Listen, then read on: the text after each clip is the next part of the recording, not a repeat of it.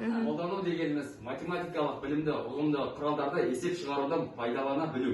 Қабылдаулар мен әдістер белгілі алгоритмдерді қолдану, таныс өрнектермен жұмыс, қарапайым математикалық амалдарды орындау.